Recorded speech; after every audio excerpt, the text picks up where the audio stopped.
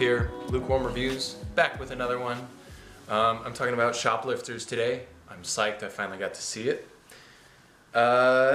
Shoplifters is the newest film by Hirokazu Koreeda, the Japanese director. It was the winner of the Palme d'Or at Cannes in 2018, and so which was kind of a surprise to a lot of people as well. So it was this big dark horse film, and I was so pumped for it to finally get a US release, and I loved it. Briefly, I guess it's the story of a kind of ragtag family of lower class people who live in Tokyo, and they have to steal and shoplift, as the name suggests, a little bit to make ends meet. But really it's just about family and love and the way that humans can pack bond without blood necessarily having to be important. Point number one, how's the experience? I had a really good time with this film. I've only seen one of Koreeda's other films, and it was After the Storm from a couple of years ago, and I found this to be very, very similar. It's quite lovely, it's quite serene, nostalgic in some sorts of ways, carefree, but it's also a examination of class in some ways, and there's a lot going on, but the way that it's packaged is just super nice and relaxing. It's a very nice viewing experience, and it's also really well structured because there is a very satisfying emotional crescendo, but it almost like sneaks up on you before you even know it's happening, and then it's there and you're crying and it's just upon you. You get to know the characters at a really even keel. At the beginning, obviously, you're a little bit like, who are these people? I don't know if, because they steal stuff, and you're like, should I be rooting for them? But the way that it's structured and the things you get to see these people go through together, you cannot help but fall in love with them, and then before you know it, you have to see them put through some significant trials and kind of ripped apart at the end, which is heartbreaking. Ultimately, it talks about, like I just said, it talks about family, what it means to be a family.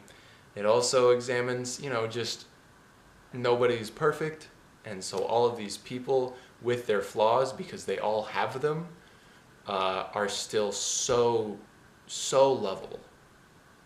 Really fundamentally lovable people, and a lovable film. Point number two, is it original? Totally.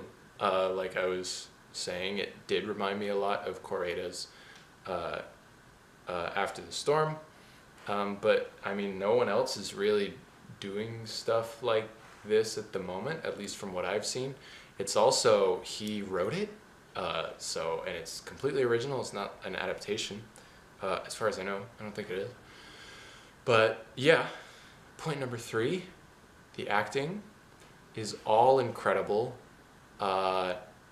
It's an amazing ensemble cast. Kieran Kiki was one of my favorite performances of, I think it was 2016 when I saw After the Storm. She's in that as well. But to me, the real standout was probably Sakura Ando, I think is her name. She is the kind of, after the grandmother dies, she has to take on this kind of matriarchal role, and then just the scene of her when she's being questioned. Sorry, my dog's walking around in case you hear that. The scene where she's being questioned, and the long, just like static shot of her face is one of the more memorable scenes of 2018 to me. It was really moving because of her performance. Quite lovely. And the last thing, the aesthetics. The cinematography is great, unassuming, not a lot to write home about, but very solid, except for there's this one shot where they're like watching fireworks, and it's beautiful and kind of askew and really gorgeous. But the music is something really quite special. The music is off-kilter, a little bit jazzy at parts, a little bit poppy and just kind of pleasant at other parts, but the way that the music evolves and works with the shape of the film is quite effective. At the beginning, it is more upbeat and more kind of funky and just like, I don't know, happy.